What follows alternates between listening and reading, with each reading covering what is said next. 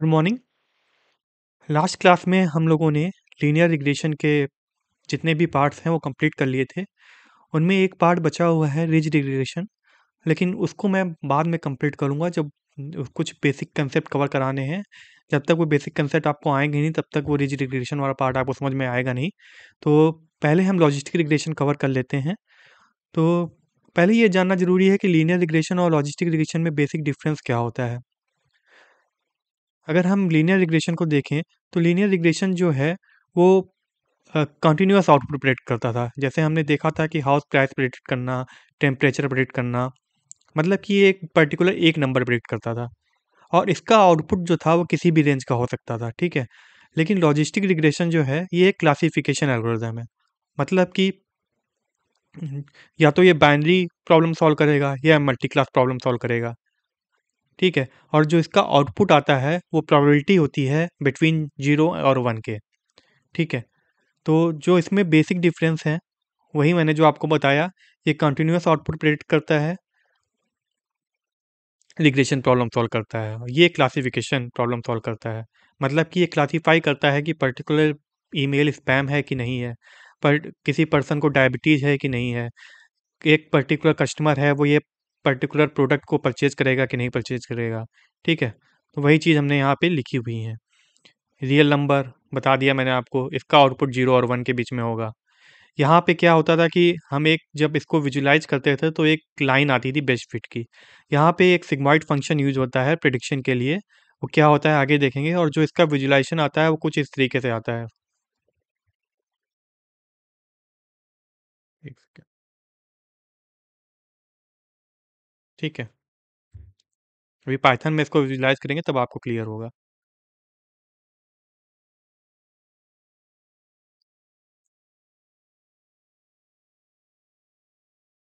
जैसा कि मैंने बताया आपको,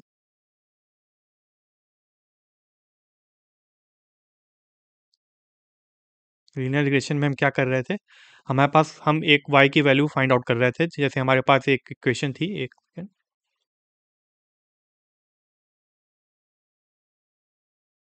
ये एक बेसिक इक्वेशन थी simple linear equation, linear simple linear regression की, ठीक है।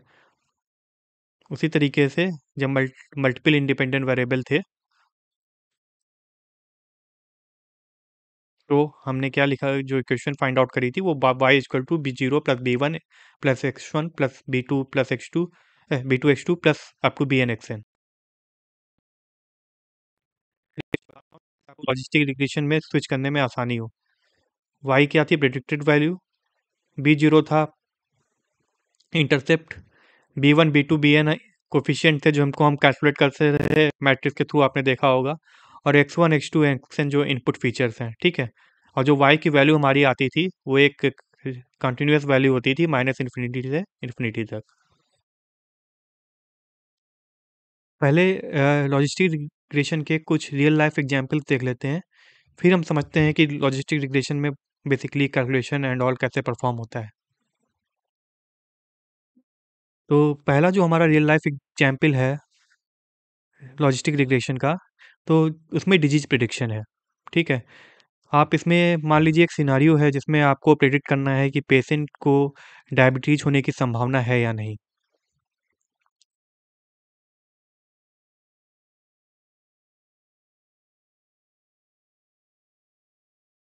और हमारे पास जो कुछ इनपुट फीचर्स दिए हुए हैं, हेल्थ इंडिकेटर्स दिए हैं, उनके बेसिस पे हमें ये प्रेडिक्ट करना है। जैसे एज हो गया, ब्लड ग्लूकोज लेवल हो गया, बीएमआई हो गया, ब्लड प्रेशर हो गया, ठीक है। इनके बेसिस पे ये आइडेंटिफाई करना है कि पर्टिकुलर पर्सन को डायबिटीज होने की संभावना है कि नहीं है। तो ये जो होगा ये मॉडल के इनपुट फीचर्स हो गए। और जो इसकी आउटपुट आएगा वो प्रोबेबिलिटी होगी कि पेशेंट हैविंग डायबिटीज और नॉट हैविंग डायबिटीज। और ये किस बेसिस पर कैलकुलेट किया जाता है, वो होता है कि P Y equal to 1 given X greater than और इक्वल टू 0.5। अगर ऐसा होगा मतलब कि जो वैल्यू हम कैलकुलेट करेंगे पी की वो 50% से अधिक है, मतलब कि 0.5 से अधिक है, तो प्रिडिक्शन जो होगा वो पेशेंट हैज, मतलब कि पॉजिटिव प्रिडिक्शन होगा पेशेंट हैज डायबिटीज, मतलब कि जो वाई की वैल्यू आ जाएगी 1। उसी तरीके से अगर ये जो वैल्यू है ये लेस देन 0.5 होगी तो हम ये कह देंगे कि patient is not having the diabetes, ठीक है। और इससे क्या होता है कि जो एक्यूरेट डायग्नोसिस कभी-कभी पॉसिबल होता है और टाइमली इंटरवेंशन हो जाता है कि particular person is having a diabetes और नॉट हैविंग द डायबिटीज़। इसी तरीके से हम एक और एग्ज़ाम्पल देखते हैं। अगर किसी पर्सन को लोन लेना है और बैंकिंग कंपनी को ये आइडेंटिफ़ाई करना है कि पर्टिकुलर कि हमें इस पर्सन को लोन देना चाहिए या नहीं देना चाहिए, तो उसके लिए भी हम लॉजिस्टिक रिग्रेशन का यूज़ कर सकते हैं। और इसके लिए जो इनपुट फीचर्स हो जाएँगे हमारे, वो एनुअल इनकम हो गया, क्रेडिट स्कोर हो गया, डेट टू इनकम रेशियो हो गया, एम्प्लॉयमेंट स्टेटस हो गया, ठीक है?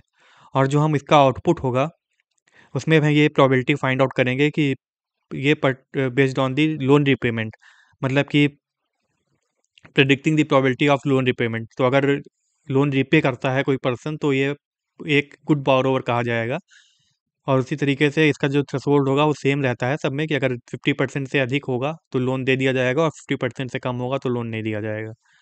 इसी तरीके से अगर हमको एक और एग्जाम्पल देखना है रिटेल कंपनी में, ठीक है, और ये फाइंड आउट करना है कि एक कस्टमर है वो पर्टिकुलर प्रोडक्ट को परचेज करेगा कि नहीं परचेज करेगा, based on the product price, purchase history, discount offered and customer demographics. तो ये जो है ये इनपुट फीचर्स हो गए हमारे।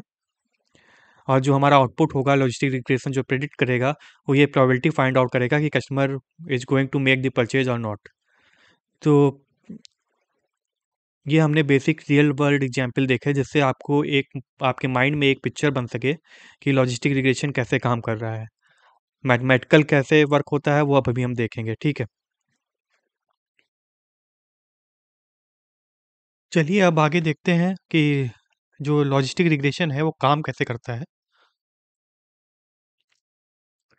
तो जो बेसिक स्टेप्स हैं, जैसे हमने डिस्कस किया, किसी भी मॉडल में पहले जो है उसमें हम फ्यूचर फीचर इनपुट्स उसको देते हैं। तो ये हमारे इनपुट फीचर्स हो गए,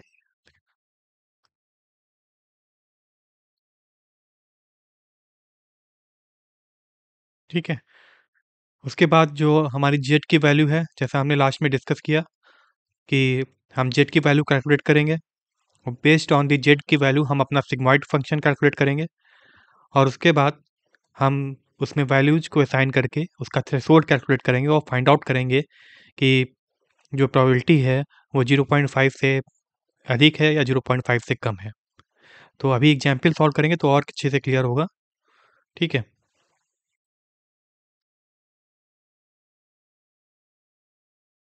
तो जो की आइडिया है हमारा लॉजिस्टिक रिग्रेशन का, उसमें हम ये कह सकते हैं कि लॉजिस्टिक रिग्रेशन जो है वो एक सिग्मॉइड फंक्शन यूज करता है, जो एक लीनियर इक्वेशन के आउटपुट को प्रोबेबिलिटी में ट्रांसफॉर्म करता है, ठीक है। तो जो लीनियर इक्वेशन हमारे पास है वो ये है, Z equal to W1 x1 plus W2 x2 up to WN xN plus B.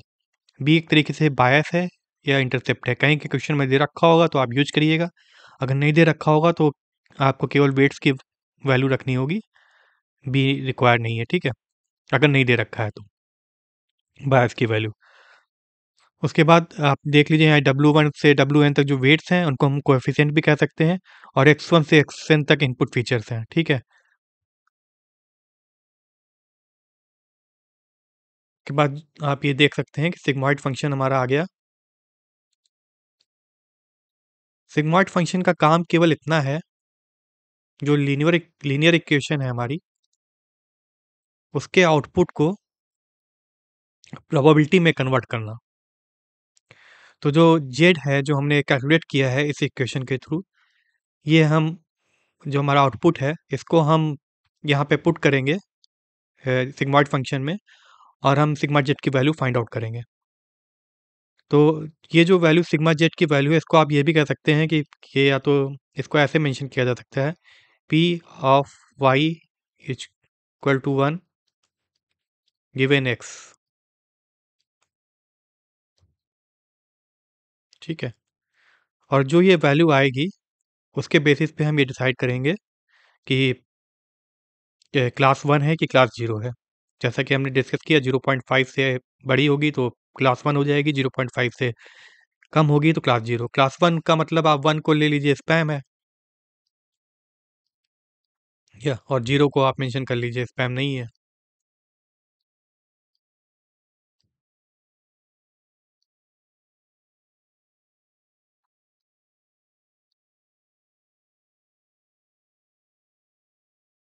एक एग्जाम्पल से सॉल्व करके देखते हैं, ठीक है, जिससे और अच्छे से क्लियर होगा।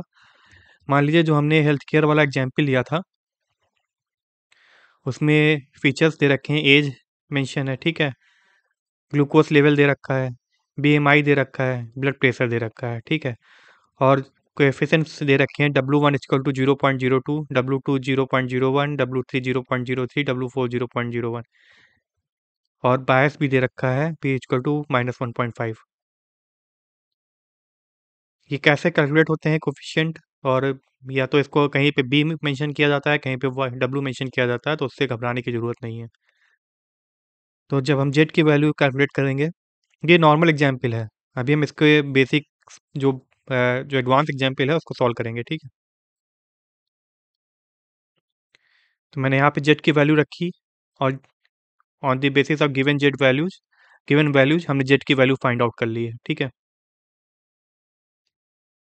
उसके बाद हम इस जेड को सिग्मा जेड में पुट करेंगे, और ई की वैल्यू आपको पता है क्या होती है, अराउंड 2.7 समथिंग होती है, और फाइंड आउट कर लेंगे कि जो हमारी वैल्यू आ रही है वो कितनी आ रही है। तो यहाँ पे देखिए जो सिग्मा जेड या P Y equal to 1 given X की जो वैल्यू है 0.97 आ रही है। तो ये कितनी है, ये हमारी जो वैल्यू है 0.5 से ज़्यादा है। तो क्या हो जाएगा, अगर 0.5 से ज़्यादा है तो इसका मतलब है पेशेंट हैज़ डायबिटीज क्लास 1 या तो क्लास 0, दो चीज़ ही प्रेडिक्ट करते हैं ना हम लोग यहाँ पे।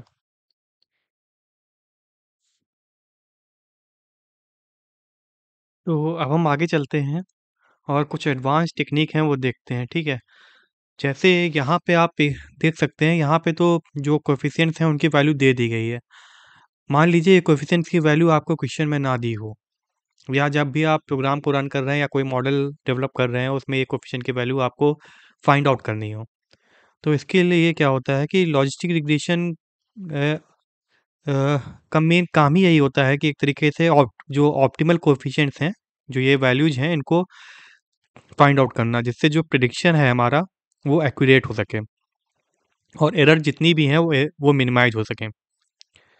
तो ये जो कोएफिशिएंट है ना, इनको ऑप्टिमल कोएफिशिएंट या वेट्स कहा जाता है, और आप ये कह सकते हैं कि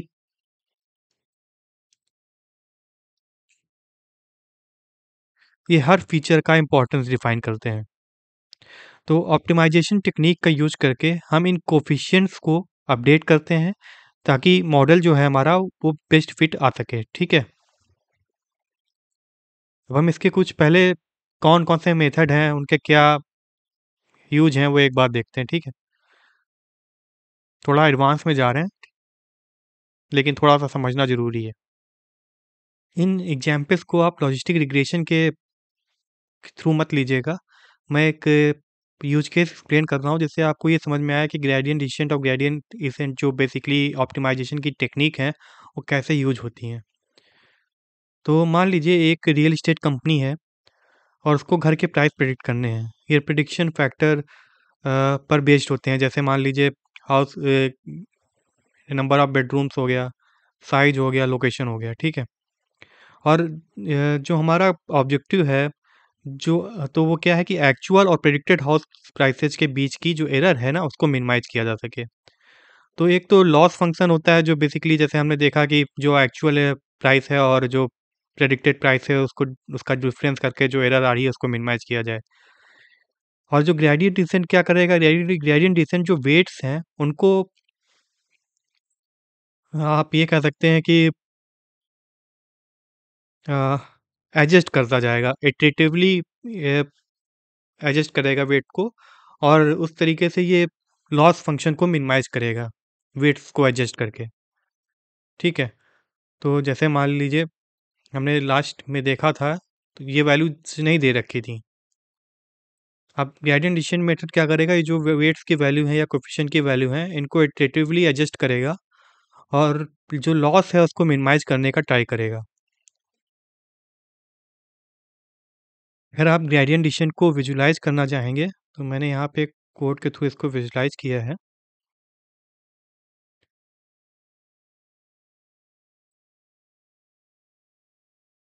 तो ग्रेडियंट डिसीजन जो बेसिकली होता है, ये एक डाउनहिल ऑप्टिमाइजेशन होता है, ठीक है। मतलब कि जो लॉस फंक्शन है वो स्लोप के लॉन्ग मूव करता है और मिनिमम पॉइंट तक पहुंचता है। ठीक, ये हमारा लॉस फंक्शन हो गया, मिनिमम पॉइंट तक जाएगा और स्लोप के लॉन्ग मूव करता है। ठीक है, और इससे बहुत ज़्यादा एक्यूरेट प्रिडिक्शंस आते हैं। इसी तरीके से एक और मेथड होता है ग्रेडिएंट एसेंट। ये लॉजिस्टिक रिग्रेशन में कैसे वर्क करता है वो अभी अलग छोड़ दीजिए, वो कैसे वर्क करता है अभी हम देखने वाले हैं। यहाँ मैं एक रियल लाइफ एग्जांपल आपको दे रहा हूँ जिससे आपको माइंड में पिक्चर बन सके। मैं हर लेक्चर में कोशिश करता हूँ कि पहले कि आपके माइंड में एक पिक्चर बना दूँ जिससे उसके बाद आपको उसको समझने में आसानी हो सके। अगर हम दूसरे ग्रेडिएंट एसेंट का सिनारियो देखें, तो मान लीजिए एक ऑनलाइन प्लेटफॉर्म को अपने एड रेवेन्यू को मैक्सिमाइज करना है, और उसके जो एड रेवेन्यूज को जो फैक्टर्स अफेक्ट करते हैं ना, वो टाइम ऑफ डिस्प्ले हो गया, मान लीजिए मॉर्निंग, आफ्टरनून, नाइट। और इसको अब लिख देता हूँ, morning, afternoon, time of display का मतलब हो गया, अगर कोई ऐड मॉर्निंग में डिस्प्ले होता है तो हो सकता है उसको कम लोग देखें, आफ्टरनून में ज़्यादा लोग देखें और नाइट में और कम लोग देखें। यूज़र बिहेवियर मैटर करता है, जैसे यूज़र्स के क्या इंटरेस्ट हैं, यूज़र्स कहाँ कहाँ पे क्लिक करते हैं। उसी तरीके से नंबर ऑफ एड्स डिस्प्लेड भी मैटर करता है। तो यहाँ पे जो हमारा ऑब्जेक्टिव है वो है रिवेन्यू को मैक्सिमाइज़ करना। ठीक है, यूज़र एंगेजमेंट को बढ़ा के रिवेन्यू को मैक्सिमाइज़ करना। और यहाँ पे क्या होता है कि जो लाइक्लीहुड फंक्शन हमारा है वो प्रोबेबिलिटी मेजर करता है और एक यूज़र ऐड पर क्लिक करेगा या नहीं। ठीक है, तो इसकी प्रोबेबिलिटी क्या होगी, इसके तो वो हम यहाँ पे फाइंड आउट करने की कोशिश करते हैं कि पर्टिकुलर ऐड पे यूज़र क्लिक कर रहा है कि नहीं कर रहा है। और जैसे आप ये कह सकते हैं कि इवनिंग एड्स ज़्यादा इफेक्टिव होती हैं, ऐड का पोजीशन ज़्यादा इफेक्टिव होता है। तो लाइक्लीहुड फंक्शन का जो बेसिक मेथड होता है कि आप वैल्यू को मैक्सिमाइज करें। ठीक है, और जो इसको आप जब इसको आप प्लॉट करेंगे,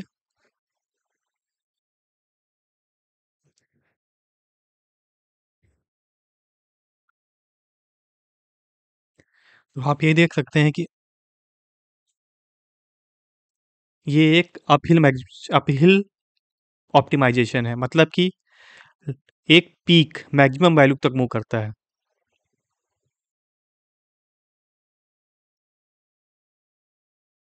ये आप लोग देख सकते हैं।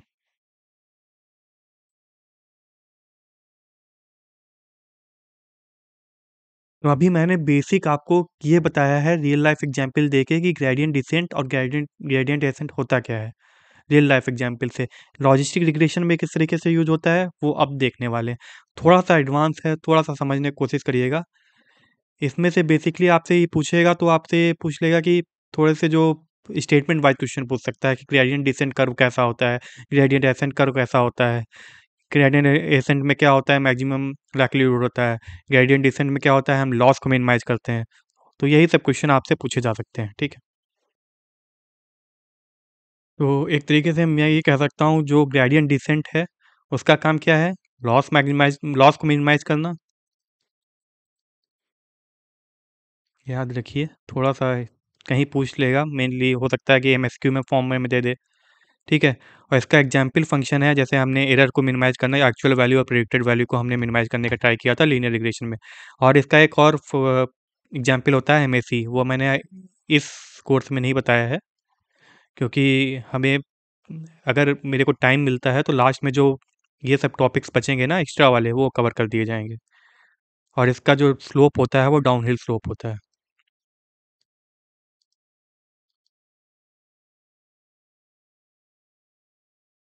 और इसका जो स्लोप होता है वो अपहिल स्लोप होता है।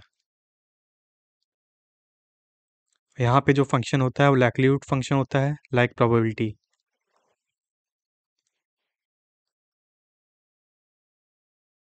अभी तक मेरा पेन प्रॉपरली वर्क नहीं किया कर रहा था इलेक्शन में, मेरा बीच बीच में काफ़ी पेन, मे भी हो सकता है कि प्रोसेसिंग बहुत ज़्यादा होती है उसकी वजह से कुछ प्रॉब्लम आती हो।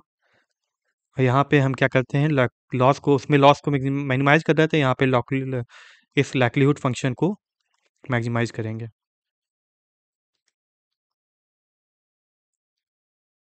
मैक्सिमाइज करेंगे, ठीक है। तो हम ये कह सकते हैं जो ग्रेडियंट डिसेंट और ग्रेडियंट एसेंट एल्गोरिदम्स हैं, ये रियल वर्ल्ड सिनारियो में ऑप्टिमाइजेशन के लिए पावरफुल टूल्स हैं। घर के प्राइसेस से प्रेडिक्ट करने से लेकर रिवेन्यू ऑप्टिमाइज करने तक इन टेक्निक का यूज मशीन लर्निंग और बिजनेस डिसीजन मेकिंग के एस्पेक्ट में होता है। अब हम लॉजिस्टिक रिग्रेशन में ऑप्टिमाइजेशन टेक्निक को एक बार देख लेते हैं।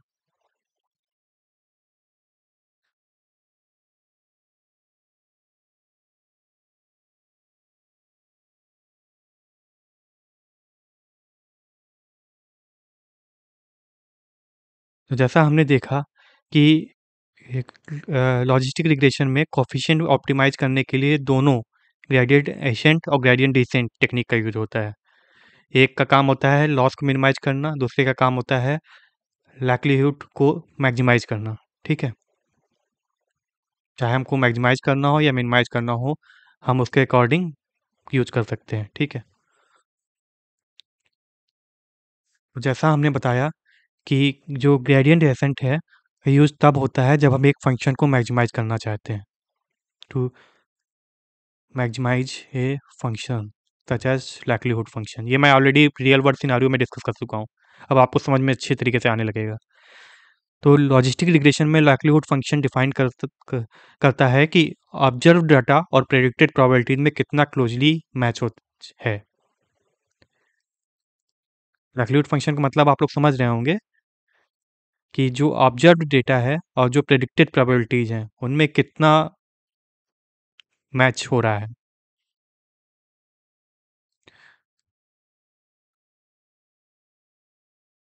और इस केस में जो कोफिशिएंट बी है उसको इस तरीके से अपडेट किया जाता है, B equal to B plus alpha. Alpha क्या होता है देखेंगे, डेल्टा एफ बी। ठीक है, तो यहाँ पे जो बी की वैल्यू है वो करंट कोफिशिएंट्स हैं, अल्फ़ा हमारा लर्निंग रेट है। अल्फ़ा की वैल्यू आप चेंज करते जाएंगे, या तो अगर दी हुई है तो आप 0.1 0.2 0. जो भी दे रखी है उसके अकॉर्डिंग चल सकते हैं। और जो एफ बी है ना, डेल्टा एफ बी, ये क्या है, ये है ग्रेडियंट है, gradient with respect to B. ये कैलकुलस आप लोगों ने पढ़ा है, कैलकुलस जिसने पढ़ा है उसको क्लियर होगा, नहीं तो जो मैथमेटिक्स की क्लास में हम कवर करेंगे। ठीक है, ये एक तरीके से क्या है कि जो ग्रेडियंट फंक्शन का स्लोप बताता है हमारा, और ये हेल्प करता है हमारी ऑप्टिमाइजेशन की डायरेक्शन को डिफाइन करने में। इसको अभी हम जो एग्जाम्पल सॉल्व करेंगे तब भी देखेंगे, क्योंकि बहुत सारे लोगों को अभी समझ में नहीं आ रहा होगा।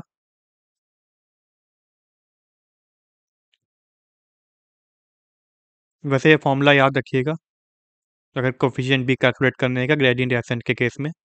बहुत सारी चीज़ें मैंने आज इसमें डिस्कस करी हैं जो इतना प्रैक्टिकली इंपॉर्टेंट नहीं है, उनका यूज मॉडल डेवलपमेंट में ही होता है, लेकिन ये स्टेटमेंट में आपसे क्वेश्चन में पूछा जा सकता है।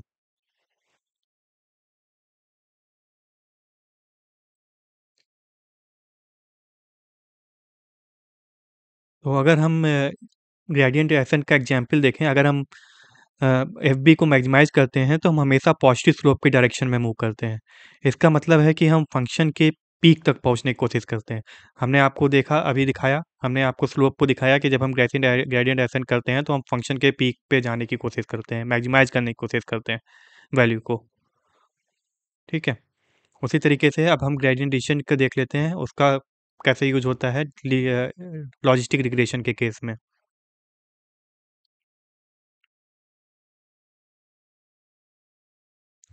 जैसे कि हमने रियल वर्ल्ड सिनेरियो में देखा कि ग्रेडियंट डिसीजन का यूज तब होता है जब हम एक फंक्शन को मिनिमाइज करते हैं,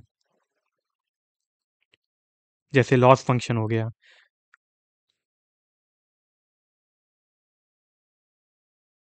और जैसे हमने लीनियर रिग्रेशन में डिस्कस किया था कि लॉस फंक्शन क्या करता है, लॉस फंक्शन बेसिकली जो हमारी प्रेडिक्टेड वैल्यूज हैं और जो एक्चुअल लेबल्स हैं उनके बीच के एरर को मिनिमाइज करता है। कोई डिफरेंस नहीं आएगा, यहाँ पे केवल माइनस हो जाएगा, वहाँ पे प्लस था। B equal to B minus alpha dot delta F B. B हमारा जो करंट कोफिशिएंट हो जाएंगे, अल्फा लर्निंग रेट हो जाएगा। लर्निंग रेट क्या होता है वो भी देखने वाले हैं हम। और जो एफ डेल्टा एफ बी है वो ग्रेडियंट है। ठीक है, ग्रेडियंट फंक्शन का स्लोप बताता है, बेसिकली एक तरीके से आप इसको स्लोप समझ सकते हैं। अगर हम इसका एग्जाम्पल देखें,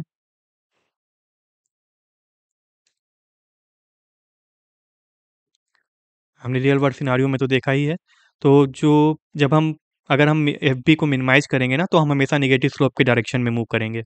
इसका मतलब है कि हम फंक्शन के लोवेस्ट पॉइंट तक पहुंचने की कोशिश करते हैं। मैंने आपको रियल वर्ल्ड सिनारियो में ऑलरेडी ग्राफ में भी दिखा दिया है, ठीक है। अब एक चीज़ और समझ लेते हैं कि जो अल्फ़ा अल्फ़ा यूज़ कर रहा हूँ वो है क्या। रनिंग रेट एक बेसिकली एक पैरामीटर्स होता है जो ऑप्टिमाइजेशन प्रोसेस को डायरेक्टली इम्पैक्ट करता है। स्टेटमेंट में पूछा जा सकता है।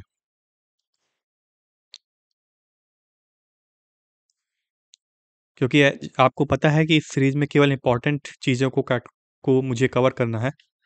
बाकी जब हम इसको लॉजिस्टिक रिग्रेशन अपनी डेली सीरीज में कवर करेंगे तो कंप्लीटली कवर करेंगे from beginning to the end. तब आपको बहुत अच्छी तरीके से समझ में आएगा कि पैरामीटर कैसे वर्क करते हैं, कैसे क्या हो रहा है, क्लियर होता जाएगा। तो यहाँ पे बेसिकली जो लर्निंग रेट है ये आपके ऑप्टिमाइजेशन जो हम कर रहे हैं ना उसको इम्पैक्ट करता है डायरेक्टली। एक वैल्यू होती है, अगर आपका लर्निंग रेट स्मॉल होगा तो इसका मतलब होगा जो अपडेट्स हैं वो स्लो होते हैं, ऑप्टिमाइजेशन प्रोसेस टाइम ज़्यादा लगता है। अगर मान लीजिए अल्फ़ा की वैल्यू जितनी कम रखेंगे आप, मान लीजिए 0.1 ही रख देंगे, लेकिन जो इसका कन्वर्जेंस होता है ना वो बहुत ज़्यादा एक्यूरेट आता है।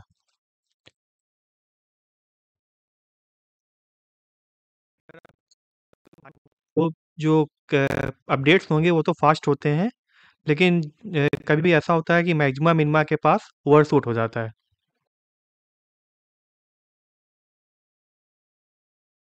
ऑप्टिमाइजेशन फंक्शन में जो का मतलब है कि जो ऑप्टिमाइजेशन एल्गोरिदम हम यूज कर रहे हैं वो आपके जो लाइक्लीहुड फंक्शन है उसके मैक्सिमम या लॉस फंक्शन के मिनिमम तक तो पहुंच रहा है, लेकिन हमारा जो कन्वर्जेंस है वो हो नहीं पा रहा है।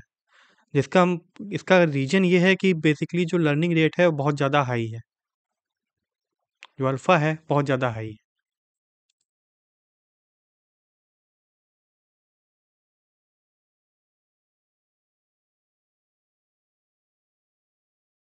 तो जो ऑप्टिमाइजेशन की हमारी स्टेप्स हैं उनको एक बार देख लेते हैं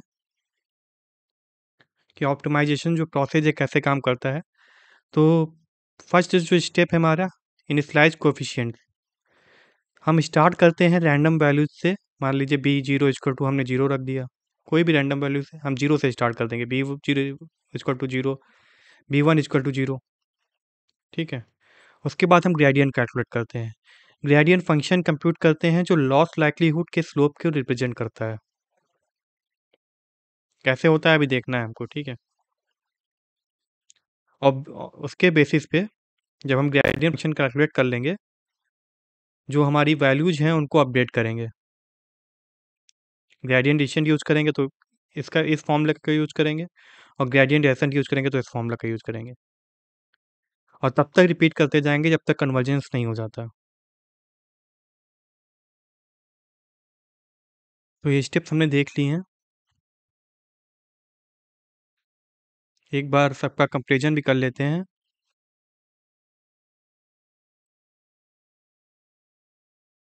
प्रिडिक्शन फंक्शन तो आपको पता ही है, बहुत बार डिस्कस हो गया है।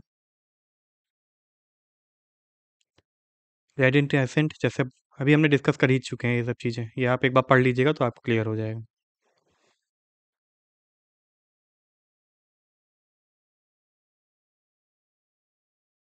बहुत सारे एप्लीकेशन भी हमने आपको ऑलरेडी बता दिए हैं कि लॉजिस्टिक रिग्रेशन के एप्लीकेशन क्या होते हैं।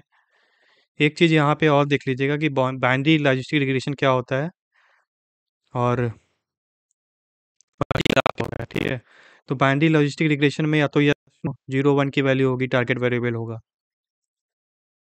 नॉमिनल लॉजिस्टिक रिग्रेशन आपको पता होगा कि जो टारगेट वेरिएबल होगा वो three or more unordered classes होंगी। मान लीजिए कि classifying engineering college departments, computer, mechanical, civil, ठीक है। ये एक तरीके से नॉमिनल लॉजिस्टिक रिग्रेशन हो गया। उसी तरीके से एक होता है ऑर्डिनल लॉजिस्टिक रिग्रेशन।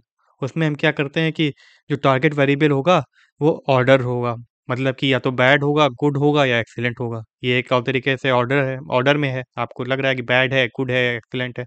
ऑर्डिनल और नॉमिनल ये स्टैट्स में डिस्कस किए जाते हैं, ठीक है। ये पता भी होगा बहुत सारे लोगों को कि नॉमिनल क्या है, नॉमिनल एट्रीब्यूट्स क्या होते हैं और ऑर्डिनल एट्रीब्यूट्स क्या होते हैं। वैसे मैंने एग्जाम्पल आप देख लेंगे तो उससे क्लियर हो जाएगा कि जब हम कंप्यूटर मैकेनिकल सिविल 3 डिपार्टमेंट को क्लासिफाई कर रहे हैं तो एक तरीके से नॉमिनल हो गया, और जब हम एक रेंज में या बैड, गुड, एक्सीलेंट को क्लासिफाई कर रहे हैं तो ऑर्डिनल हो गया। और बाइनरी लॉजिकल रिलेशन आप समझ गए, या तो यस या तो नो, स्पैम, नॉट स्पैम। और इसी तरीके से एक मल्टी क्लास भी होता है, बाइनरी की जगह मल्टी क्लास क्लासिफिकेशन। उसमें क्लासेस एक दो से ज़्यादा हो जाएंगी।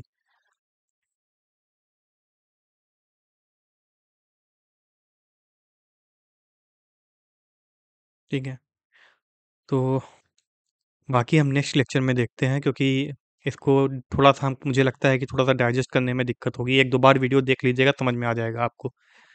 ठीक है, और जब हम प्रॉब्लम इसके एग्जाम्पल अभी सॉल्व करेंगे नेक्स्ट लेक्चर में, तो आपको और अच्छे से क्लियर होगा। ठीक है, तो थैंक यू, मिलते हैं नेक्स्ट लेक्चर में। All the best.